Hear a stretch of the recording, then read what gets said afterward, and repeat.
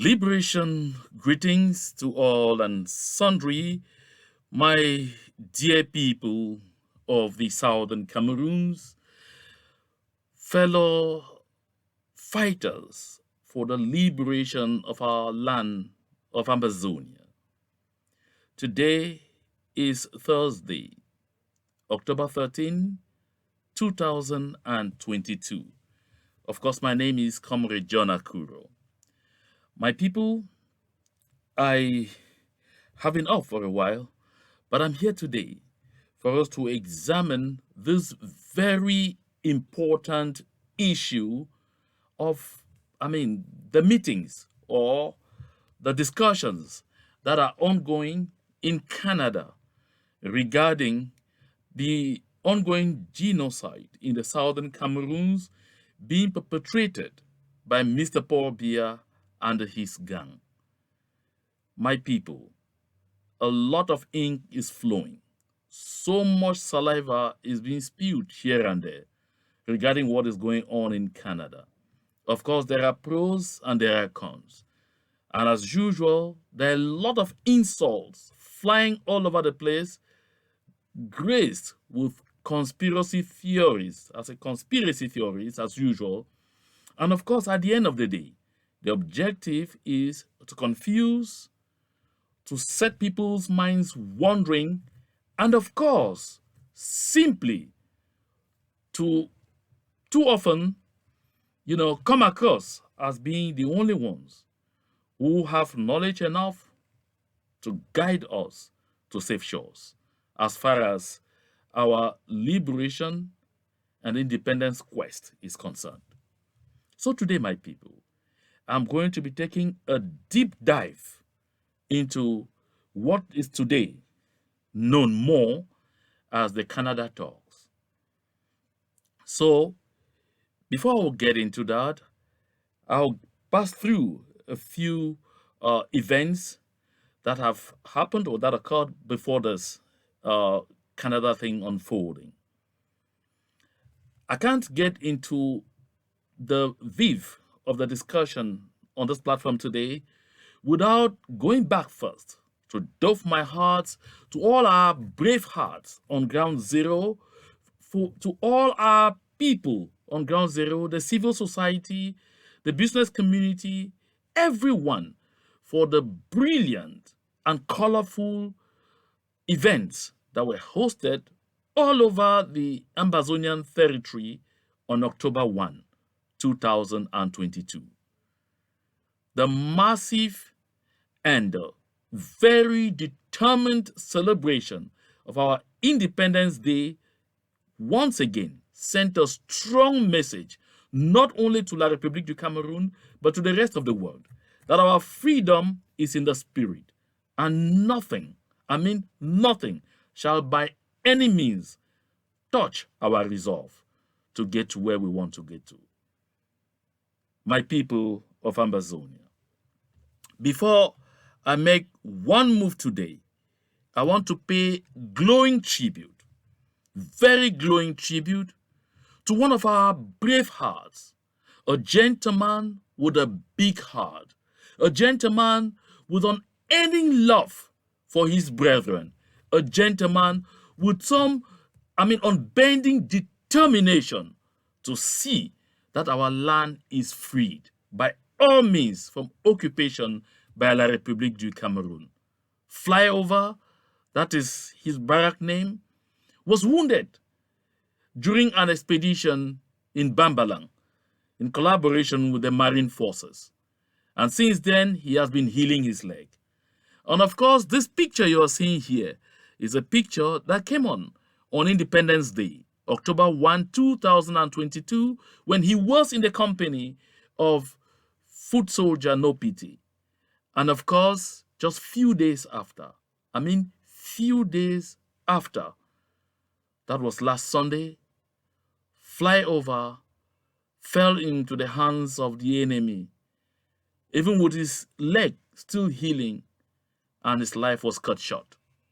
Flyover was the commander of the Psalm 91 forces, and he was based in Okunani in Bui, and he is a guy who understood so well the concept of total collaboration. And he was actually one of the brains behind the unity that brought together the marine forces of Ngokotunjia and the Bui warriors. And the philosophy, the unity warriors, that is now spreading all over Ambazonia, is something he fostered with unreserved energy. Today, flyover has left us. But I know that flyover will be remembered continually for his bravery, and that we definitely will one day meet again to part no more. I'm on this platform today saying, flyover, and all those who went to him because they were 6 in number will be remembered for their contribution to the freedom of our homeland. My people, I am actually still so much with a heavy heart, reason I would like to take a short break before we continue in our discussion.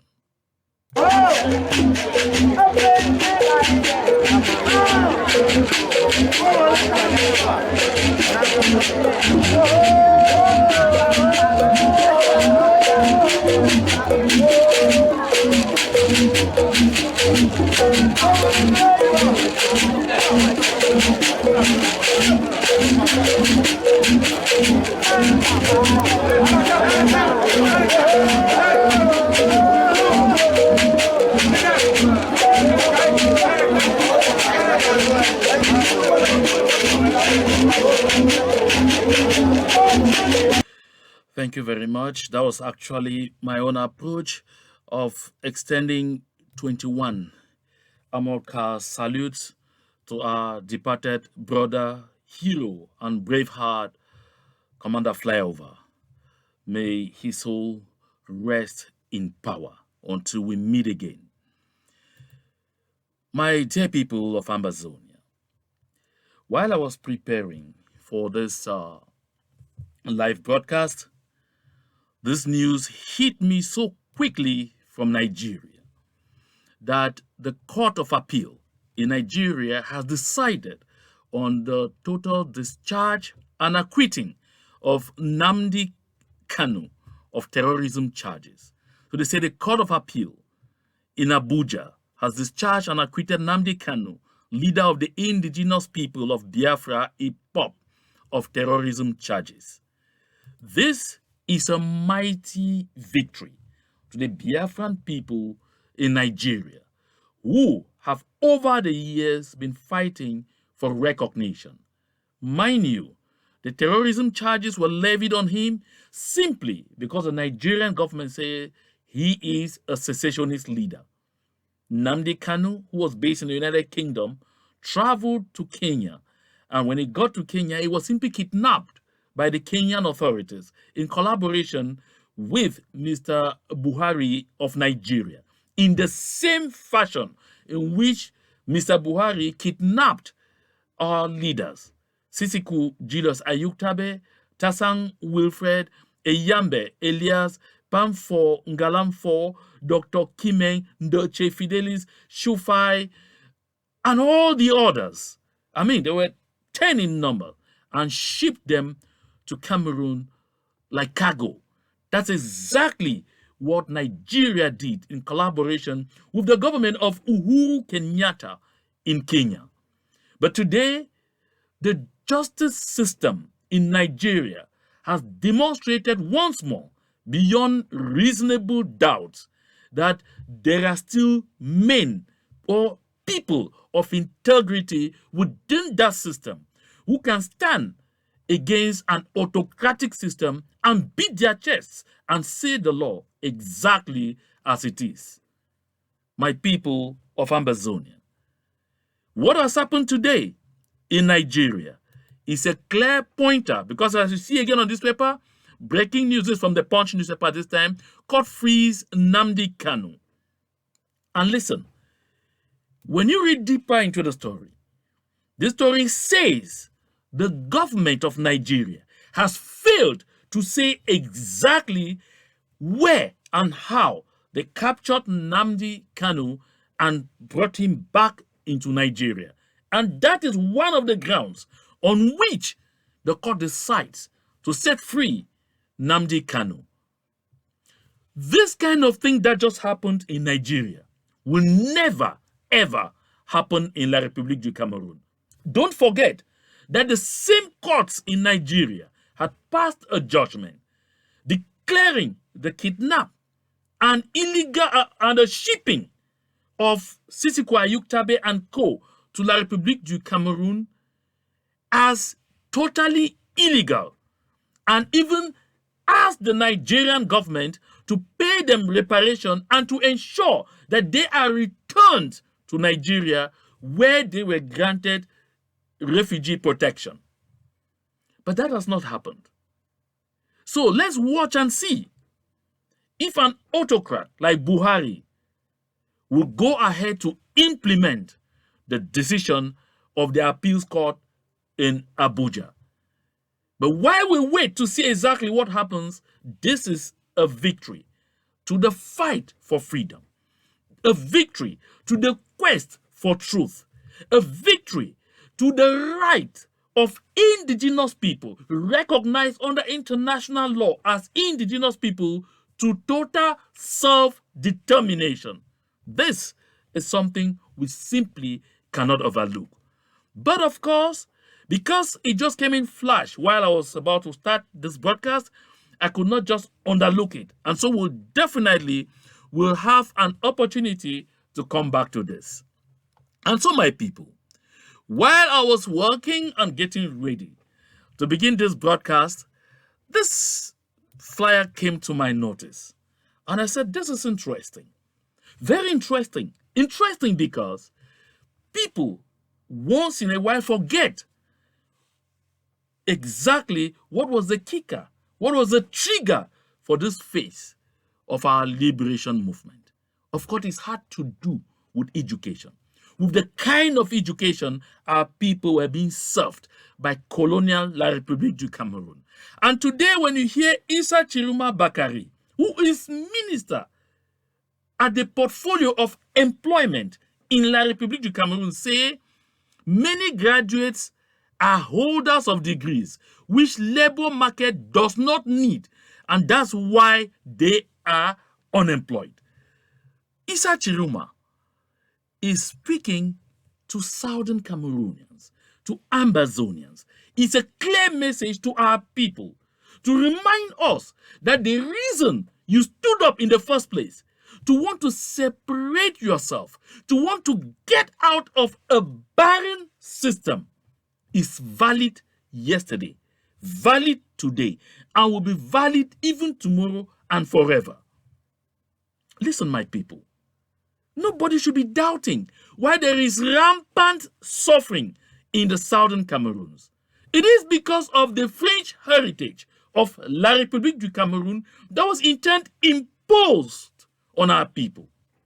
Imposed on our people, serving us some kind of education that does not help us solve even the problems in our surroundings. I passed through this, even as I'm getting ready to delve into the real subject matter of this discussion, which is the ongoing meeting in Canada, because, my people, we have to continue to remind ourselves why we must make sure that any links binding us with La République du Cameroun must be cut. This is simply because La République du Cameroun, although granted independence by France on January 1, 1960, has never been independent. Our association, therefore, with La République du Cameroun upon gaining our independence on October 1, 1961, plunged us into this mess. Because the educational system of La République du Cameroun is defined by France. Reason? Because France must ensure that the economies of all its colonies will continue to be consumption economies, depending on France to all intents for everything that they need. They cannot produce even goods that will satisfy only their immediate environment.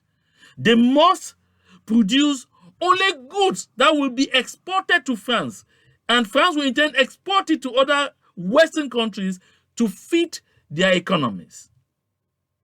La République du Cameroun will never be allowed to define an educational system that promotes creativity, bringing out the creative genius in its citizens, because they must continue to believe that they are inferior to France. And that was exported into the southern Cameroon's territory. And this is something that's not about to change today, not tomorrow, not even the day after tomorrow in La République du Cameroun, which remains a hardened French colony. My people of Ambazonia, this must always remain fresh in our minds, because we have to continue to understand that any form of continuous association with La République du Cameroun will mean that we will never ever evolve as a country. Don't forget that Rwanda was once a French colony, dependent on France for everything, until the people of Rwanda, championed by Mr. Paul Kagame, did everything to cut off the umbilical cord. And from the moment France was kicked out of that country, and Rwanda changed its official language from French to English, not necessarily because English is the best language, but to make sure that they cut off any kind of thing that will ever link them to France, Rwanda got onto the path of development. Today, Rwanda is pointed to by all other countries in the world as a shiny example of an economy that moved from minus and is right now in the pluses, that moved from an extremely dependent country now to a country that is actually being considered on the international scene more and more as a stakeholder and not a stake. This clip you have here, or this picture I have here, shows you Rwanda today having a space agency. Having a space agency. I want to read and say the Rwanda Space Agency was established in 2020 with the mission of developing Rwanda's space sector towards social economic development. Listen, my people, these are actions, developments that should spur the people of Ambazonia to continue to be resolved to send La République du Cameroun packing from our territory, because we will never get to this point as long as we continue to have anything to do with La République du Cameroun in any form or shape. Listen, I say in any form or shape, because some people still sit and dream. Oh, why? Perhaps if they give us federalism, we can start from there. Oh, some still thinking, what about we have the kind of status like Quebec in Canada? It will never work. Listen, my people. Some even say, why don't we get into a confederation? Any link with La République du Cameroun will spell dependence, because La République du Cameroun never honors any engagement, will never respect any agreements to stay off our ability to define our development priorities, stay off our ability to determine what nature of education we want our children to get. Will never stay off from the decision to determine what kind of economy we want to develop. Whether a production economy where the people take their destiny into their own hands, or an economy of dependency where by proxy we will be forced to depend on France for everything that happens in our country. I bring all of this up, my people, because we must never let these truths elude us. We must continue, therefore, to remember, to recall that because of this fundamental truth, that any association with La République du Cameroun will never guarantee the development and prosperity of Southern Cameroons, aka Ambazonia, We must therefore continue in our determined march towards total freedom, whatever the circumstances. That's it, my people. I want to take another quick break and we'll get into the beef of the matter. And if you are just joining, share this link as much as possible because I know there's an information gap out there concerning what is going on in Canada so that everyone will be edified.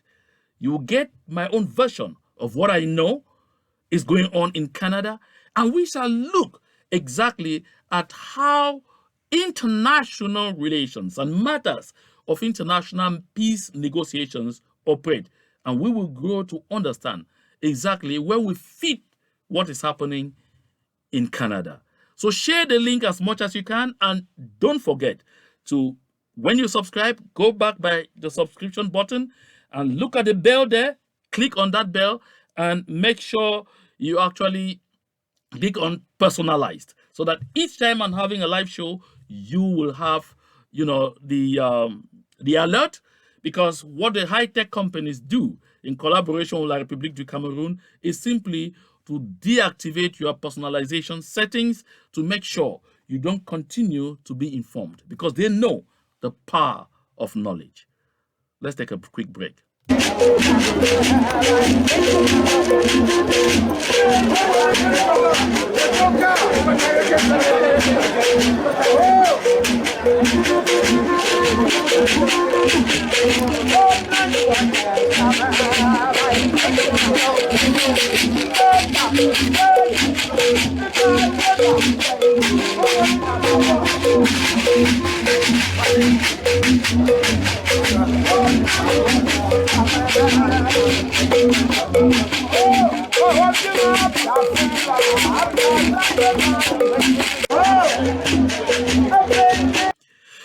Okay, my people, let's begin from here.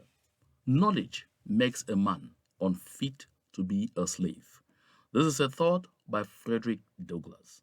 And this is very important because not only does the Bible say, my people perish because of lack of knowledge, it is a truism that in our society, when they succeed in making sure that you are ignorant, what they do is in your total ignorance, they begin to feed you, reformat your brain to reason only in the direction they want you to reason, think only the things they want you to think, and accept only whatever they, serve you as being the truth. And this makes of you a slave. But Frederick Douglass says here that knowledge makes a man unfit to be a slave. From that perspective, therefore, I'd like us to delve into exactly what is happening in Canada today. We take a look at this. You see, the Guardian Post says, after failed Swiss-led mediation, Canada reportedly fronting fresh dialogue to end Anglophone crisis. But it goes further to say the Sarko-led Ambazonia interim government, that's one of the four factions, gives conditions to participate. Now, while we look at that aspect of conditions, this other tweet comes here. This is from our own Innocent Chia. He says, on Ambazonia, Canada Cameroon High Commission and government of Justin Trudeau has backstabbed the Swiss Ministry of Federal Affairs, agreeing to moderate a La République du Cameroun sponsored all Anglophone conference in Canada. Groups are shaming Canada, a Swiss-led process endorsee for wanting to domesticate the war. Now, these are the premises from which those who consider that having any discussions in Canada is a problem, is problematic. Now, I want us to look at this from one perspective first. And let us look, if you are able to, pick up your dictionary or just use your phones. Go to Google and type the word sophistry. Sophistry, that is SOPHISTRY. Again, SOPHISTRY. When you understand the meaning of sophistry, you will discover that there are a lot of write-ups out there telling too many things that will make you feel, see, and even become almost convinced that what is happening in Canada is Fumban beast. Listen, my people, the power of getting knowledge requires that at every given moment, seek to understand the manner of operations, or the SOP, what we call standard operating procedures, in every other sphere of life. Because when you do, you will have a way of looking at things the way they come. Now, if you recall, right from the moment back in February 2017, and that was on February 9, when Pa Wilfred Tassang, then one of the few leaders of the consortium that managed to escape La République's dragnet in that country, that is, moved the consortium from clamoring for a return to the federal system to an outright call for independence, said, we will only sit to have any form of discussion with La République du Cameroun in the presence of a third party and in a neutral country. This is very important to note. In the presence of a third party and in a neutral country, which means after what happened on January 17, 2017, when La République du Cameroun banned the consortium, banned the SCNC, shut down the internet, and launched a manhunt after our people, never will we be able to have any talks again, any form of dialogue or discussion, be it pre or real, with La République du Cameroun on the territory of La République du Cameroun or in the southern Cameroons, with the forces of occupation of La République du Cameroun still present. That was condition number one. Any form of discussion must be in a neutral country. We went further to say not only will the discussions be in a neutral country, but will be in the presence of a third party. So if you look at what is happening in Canada today, you will ask yourself a fundamental question. Is Canada in Cameroon or in the southern Cameroons? The first answer is no. Now, what form or nature are these overtures, these discussions that are taking place in Canada taking? Is it La République du Cameroun and Southern Cameroons meeting in one room in Canada, mixing, fraternizing, and then just discussing as if it was some internal issue of La République du Cameroun? Of course, the answer is no, a very big no. And number three, what is the role of Canada in these discussions? And the representative of the United Nations that has been brought into Canada for these sittings. Of course, the Canadian government unambiguously says, one, they are facilitators. Facilitators. This means the government of Canada has not declared that they are mediators. They have not declared that they have had a mandate either from La République du Cameroun or from the Southern Cameroons side for any talks. This, at this point, is what is called exploratory talks, and it is at whose behest? At the behest of the government of La République du Cameroun. Now, let's move further into exactly who in the government of La République du Cameroun is championing this. Of course, my findings indicate that the Prime Minister, head of government of La République du Cameroun, John Ngute Joseph, is at the helm of this particular initiative, and that he obtained from the President of the Republic, Mr. Paul Biya, to try and explore and see if there could be an opportunity for real talks to eventually happen. Reason knowing that, number one, the Amazonian side will not agree to any discussions on the territory of La République du Cameroun, John Gute also sought and obtained to have these talks hosted out of the country. Number one.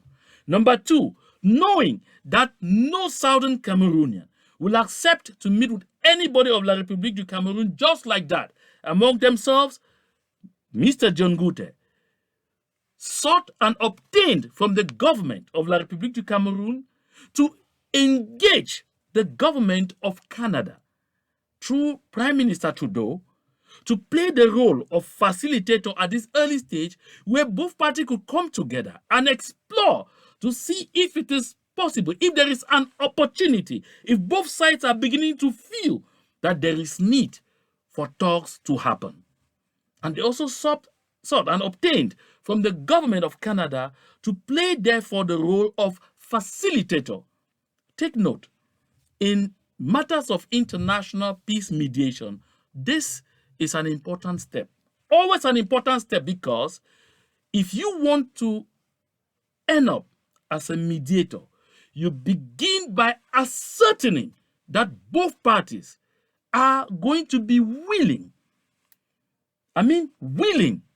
to engage, that both parties see the need to begin talking to one another. You must ascertain that both parties have either attained or are nearing that necessary stage of the mutual hurting stalemate that pushes them to the negotiation table. And so therefore, usually in these circumstances, you have very low level representation from the warring parties that come together. And usually there is a pattern. They begin to talk through this facilitator, and at the end of the day, because make no mistake, this overture could end at this only meeting that's taking place in Canada, and that is going to end this Friday, October 14. Why? Because if both parties or one of the party comes to the realization that the other party is just playing games or hasn't seen the need yet for real talks, they will say, we don't want to have a waste of time, meaning after this session, there will not be any other meeting. If both parties recognize that the other parties, that they are each evasive and they are not yet ready to engage, of course, everything will end at this level. There will be no announcement to the international community of a mediation effort in place. Because right now, there's no announcement because there is no mediation effort in place. There is no process being put into place. Right now, you are in those stages that allow for exploration, for engagement, to see if it will eventually be possible for a process to get into place. If both parties, as they are meeting today, as they are meeting now, end up telling themselves there is need for another meeting because we are seeing that both parties are beginning to, understand that there is need for honest, clear, and frank discussions around the core issues that led to the outbreak of the conflict, then there will definitely be another meeting after this one. And that other meeting after this one will never see the same actors or participants. At that point, you will find both sides upping their levels of representation. And if there is a second meeting, at the end of the second meeting, you will begin to see both parties saying, okay, can we at least begin to agree on the principles that can govern an eventual internationally mediated peace settlement? If they begin to agree to such principles, there will be a third meeting. And at the end of the third meeting, if they eventually come to an agreement, an elaboration, and an enactment of such principles or of such commitment on principles, then both parties will then be saying, yes, we think it is time enough for us to engage. Yes, we think Canada, in this case, qualifies, meets the standards of being a mediator between both of us. We are ready to accept Canada. Yes, we think that we can continue to meet in neutral places or in Canada to up our discussions. And at that point, both parties could then engage by officially giving in mandates to Canada. And then at that time, this whole discussions will morph from exploratory talks into what you will now call a process.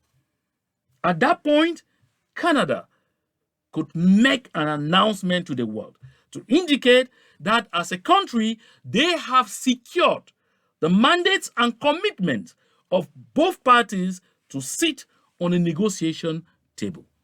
These are stages that usually lead to a process.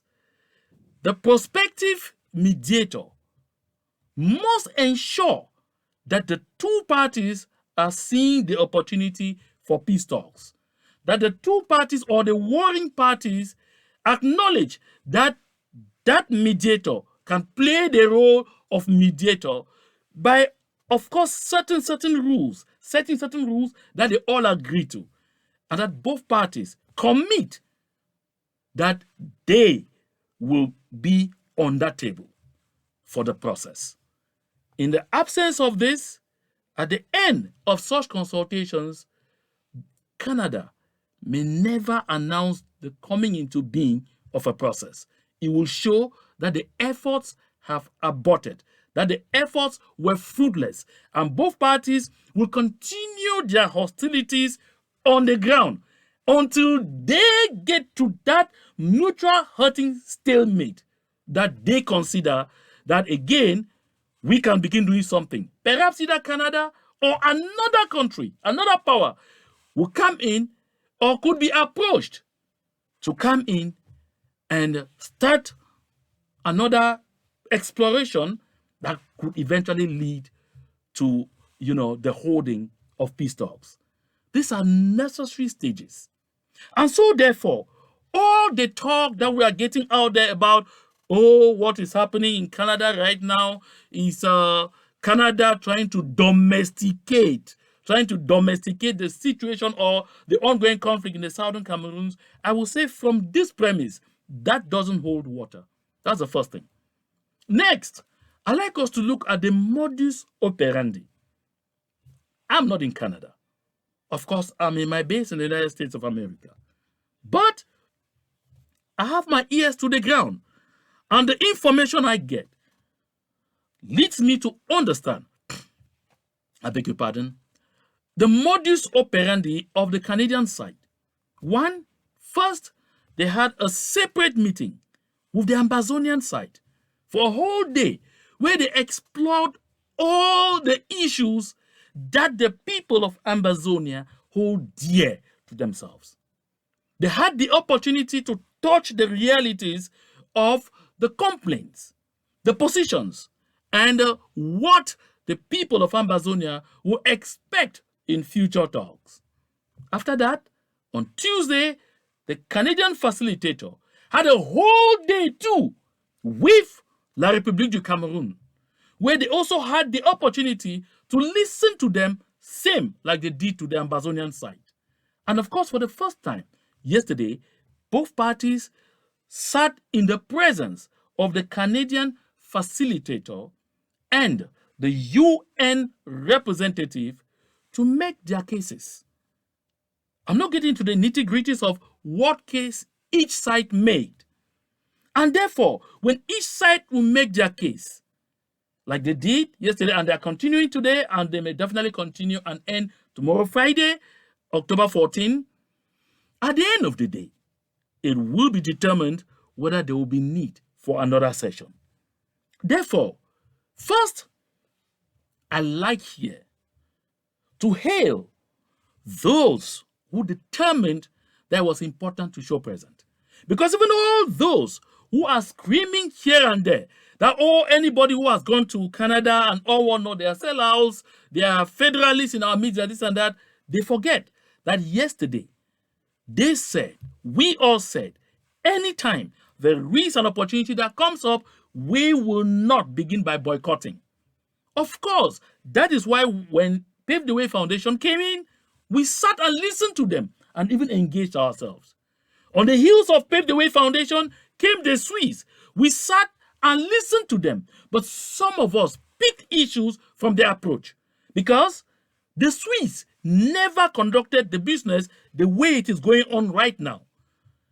The Swiss simply twisted the Amazonian side into believing that there was some commitment from the side of La République du Cameroun to engage into talks. And I would like to come back to this because I see a lot of long articles out there winding and all whatnot, contradicting themselves on exactly what is happening here. Let me be very clear here. Swiss was never a process. Swiss was an initiative that never ever morphed into a process. It was an initiative. And evidence is the Swiss Ministry of, the Swiss Federal Ministry of Foreign Affairs was clear that they had received a mandate to facilitate peace talks between the government of Cameroon and its opposition. Very wrong premise. Very wrong premise. Because first, we never saw this kind of exploratory meetings. And for all the time from 2019 until the time that the Swiss announced that they were winding off, there was never a single moment where even babies in La République du Cameroun met with any of our people in Switzerland, or even had a meeting with the Swiss NGO HD or the Swiss Federal Ministry of Foreign Affairs in Switzerland. Not a single moment. That never happened. You don't even begin by calling such a thing a process. So my people, what is going on today is that we seem not to be coming over the mistakes that we made in 2019. I know that it is hard sometimes to sit down and recognize that we made errors by taking a butterfly to become a bird. And that today we recognize that for a butterfly to become a bird, there are stages. Or therefore, we start from being a maggot, that moves from larva stage, mutates until it eventually becomes a butterfly. But it doesn't happen overnight. There are stages to follow. And that is why, because people are at all costs trying to create impressions, to sabotage, to cast aspersions on people who are going there, a lot of manipulation is going on out there. Take a look at this video. Yes. Let me for consulting. Yes. Let's leave for consulting. We are on ground. We know what we are saying. Specify that we're talking. Yes. I'm saying, I don't know where the conflict will come in that all of a sudden they become capo leader, agent leader. No, I don't know. Okay. So what I'm saying, is this: the operational arm of this movement, as far as the consortium is concerned,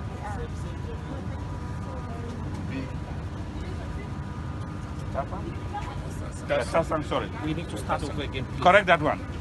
Will be Tassan, yes, and Barrister Yam. yes. Please come over again. That's all.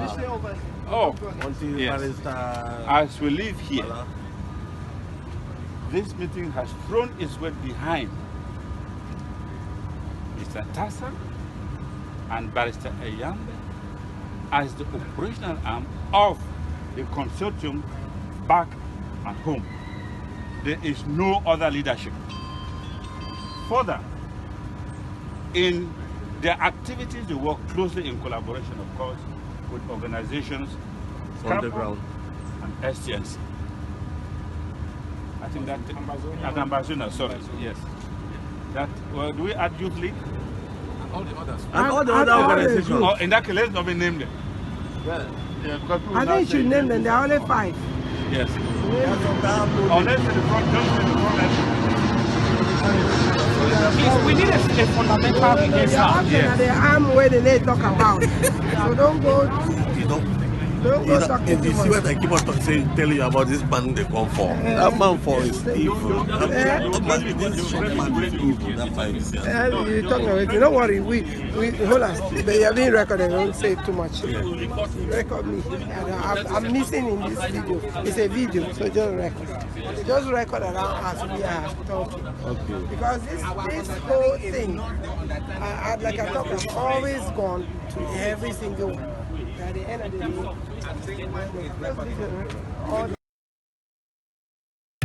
Sorry about that, my people. I allowed us to watch this a bit extensively so that you judge for yourself whether this is Canada.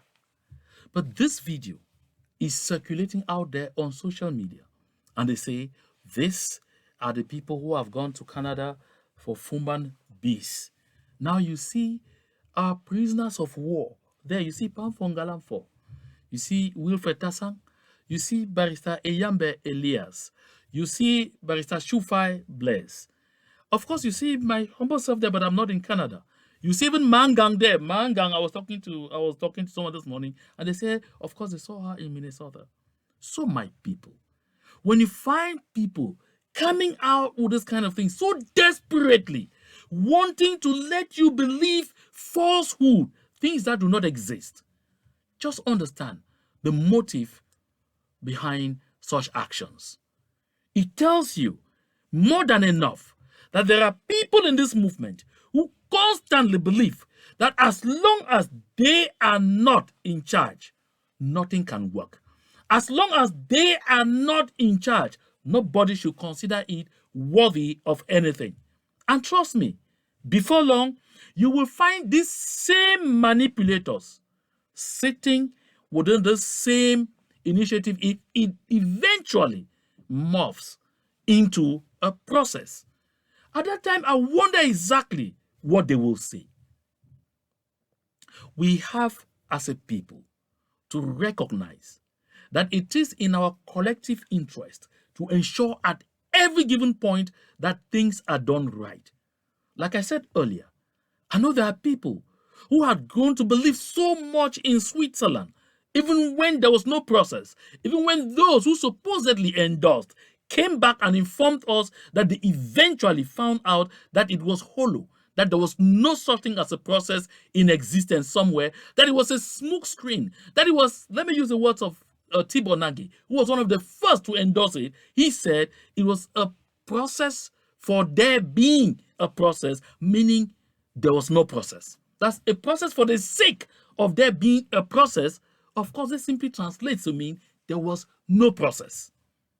And so therefore, because of that bitterness, that okay, the Swiss are out and all of those things, any other thing that comes up should be sabotaged. That is why you see all of those things. And let me say it here. Let nobody be oblivious to this. The Swiss might have announced that they have pulled out because La République du Cameroun has made clear that they were not committed and they will not commit. The Swiss have not left. Those in our midst that they took as their hostages, that they took and put on their payroll, that they took as henceforth their civil servants, continue to be in the pockets of HD. That is why even today, as I'm speaking to you, HD, that is the Center for Humanitarian Dialogue in Switzerland, are represented in Canada, not on the table, but on the sidelines, loitering around the hotel where delegates of the Southern Cameroons are lodged for this meeting. Your guess is as good as mine. What is HD doing there? What is the interest of HD? Does HD love Ambazonia so much that today they cannot part themselves, they must continue to come in because they have to be our advocates? These are very important questions we need to ask. And now, someone raised this very important issue regarding the manner of coming into being of the talks or of the discussions. I should say of the discussions, call them absolutely informal, that are taking place in Canada. They say, because it is La République du Cameroun that initiated this, it is bad, it is evil, it is manipulation, it will not lead to anything. But the same people tell us that it is La République du Cameroun that brought in Switzerland. And that they brought in Switzerland with the notion that because of Mr. Paul Biya's proximity to Switzerland, where he's even reputed to be a citizen, where he spent all of his holidays and spent a lot of billions of CFA in that country, he thought Swiss would play for him. But before long, he discovered that Swiss ignored him, reason they ran away.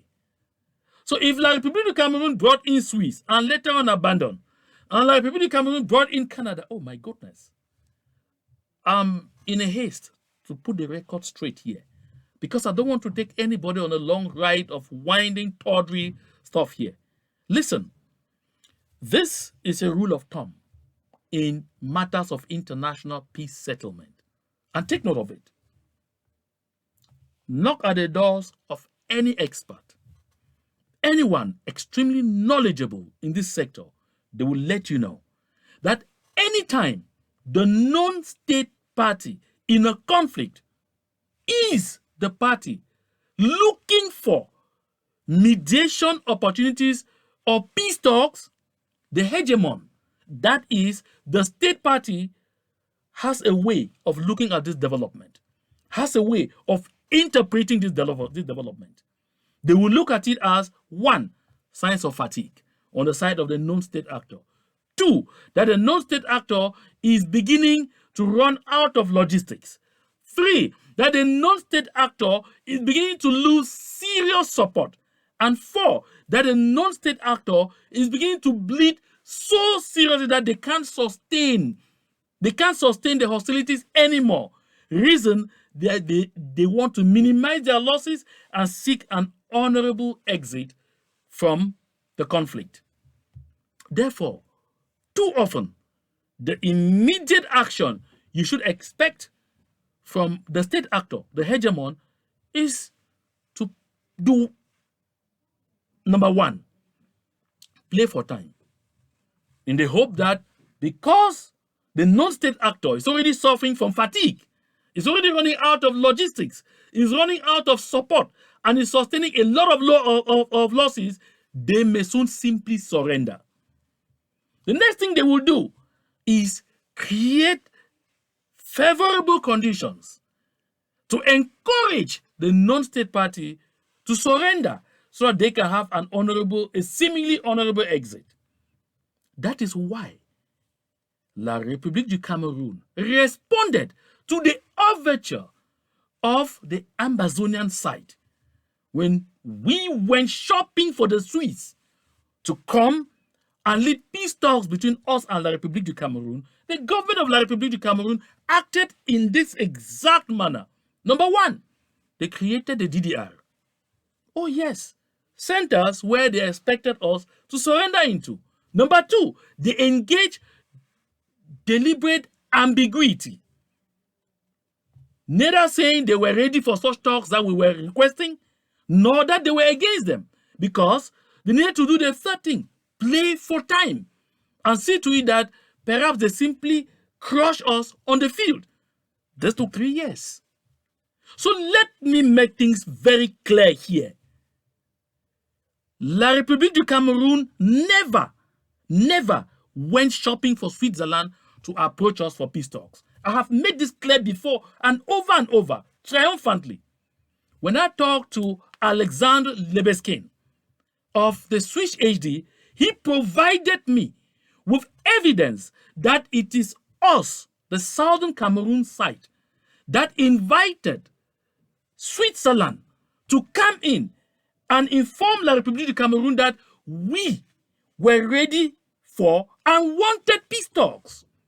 And so that correspondence was signed by Mr. Mbariku Sebastian, who was the personal assistant of Mr. Samuel Sako in 2018. And that correspondence was signed on the 18th of December 2018 and addressed to the Swiss ambassador in Yaoundé. And let me be very open again here. The Sarko-led IG acted at the behest of a double agent they trusted to be their confidant in La République du Cameroun. And this was Mr. Eli Smith. And so Eli Smith lured the Sarko-led IG into this initiative, into this error. Of course, he had personal gains to tap from there. We can see today he works at the Prime Minister's office. He's a special advisor to the Prime Minister of La République du Cameroun. That is compensation for that action.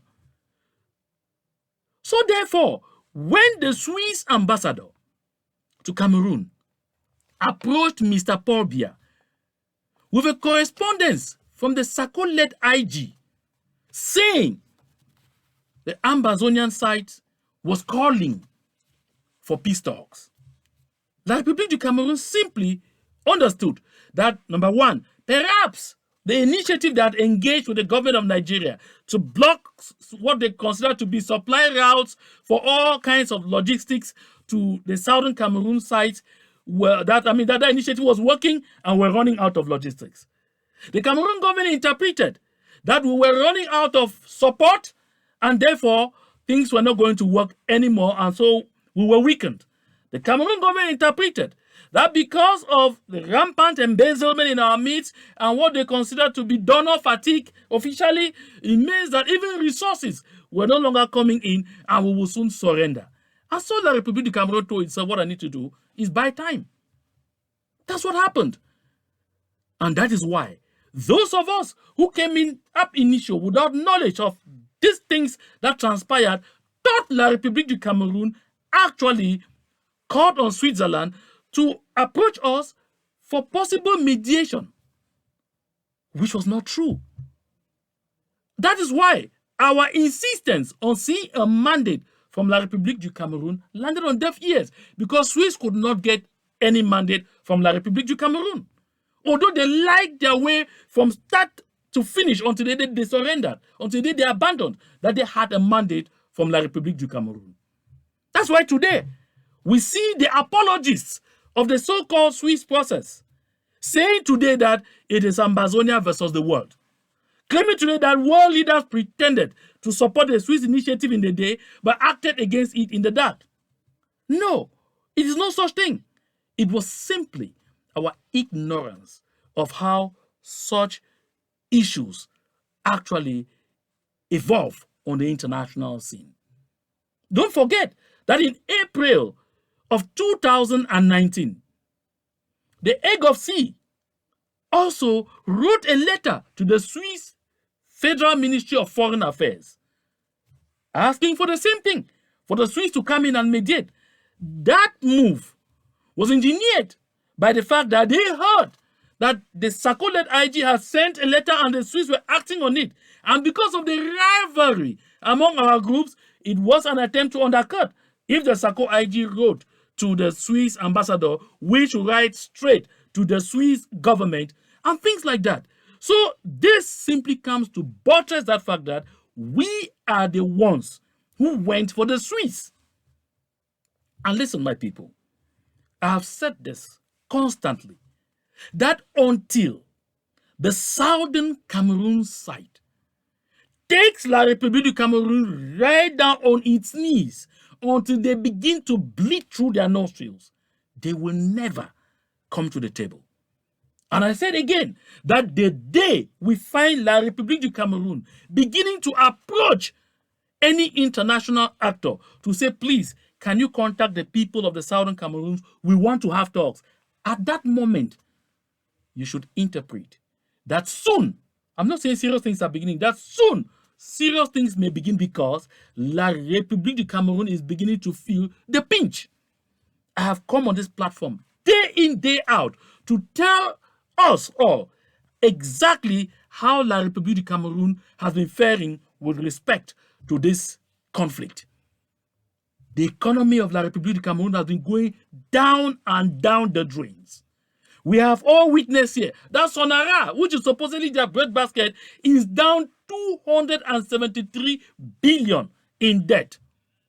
We have come here to learn that Cameroon was so indebted to the point that even China is beginning to, drag feet with respect to lending money to the government of La République du Cameroun.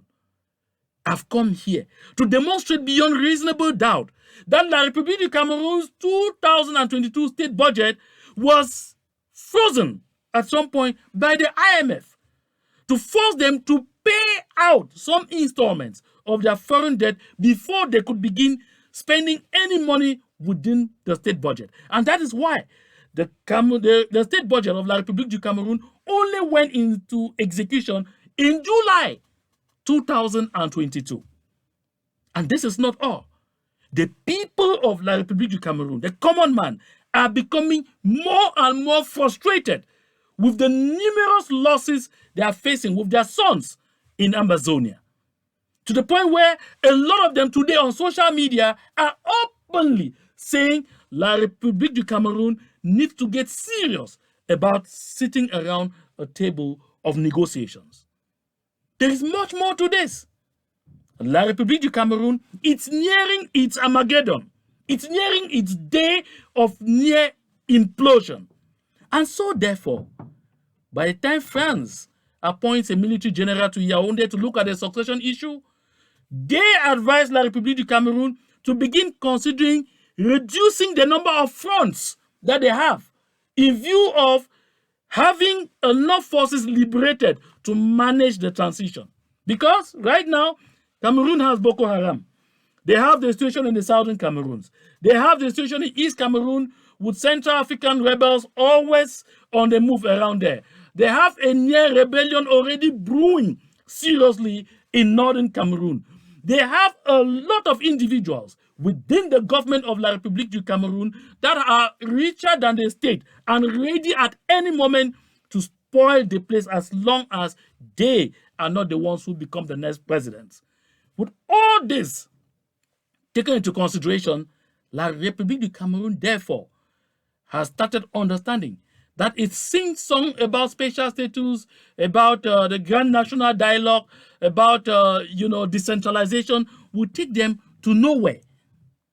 And so therefore, if La République du Cameroun calls on Canada, say, oh, we want to have some little talks, yeah, the first thing that comes to the mind of a lot of people is that, okay, maybe they are telling themselves, oh, what if we are sitting in Canada to create an imagery that we can point to the situation in Canada where there is Quebec, which is literally autonomous, but it's still within Canada, and so perhaps this can be cajoled. No, my people, we still have the opportunity to say no, to tell them exactly what we believe and what we stand for. First, we would definitely come because we have said, and I want to quote Comrade Bo Herbert here, that the United Nations, the United States of America, and other global powers have said we should unconditionally go to peace talks. Unconditionally. He always says without preconditions. And I agree. Because at any given moment that things are not working, everyone will see things are not working. Listen, people. This is the never again generation. La République du Cameroun expected that they were going to meet our people in Canada under group obedience. Of course, the first news I have for you is that they failed. I want to really doff my heart to those who accepted to be the sacrificial lamb to find themselves in Canada now, because they are presenting a completely different face. They are making Canada, the United Nations, and La République du Cameroun realize that about our division, they are massively mistaken.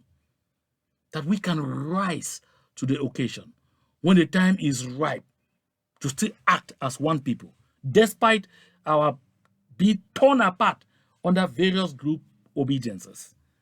My people, I like us, therefore, to continually bear in mind that as we move forward for the underdog in any conflicting situation, what you use is your brain, not the heart. Your brain, not the heart. We are a never again generation. What happened in Fuman will never happen today. Yes, what happened in Fumba will never happen today. And in matters of international negotiations, demands are incremental. I don't want to get into some fine details that are not necessary at this moment.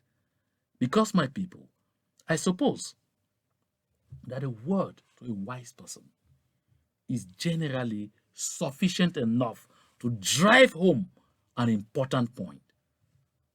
Rather than blow up the heads, minds, and tempo of those who have gone to Canada, we should wait for them to finish from there. They will come back. They will give us feedback. We will listen to them. We will understand what happened there. We will settle again as a people, and we shall plan strategies. Now, on another important aspect of look at who has led that initiative in La République du Cameroun. Is a prime minister who has no powers. Of course, I agree with you. I have said here so many times that John Gute has no powers.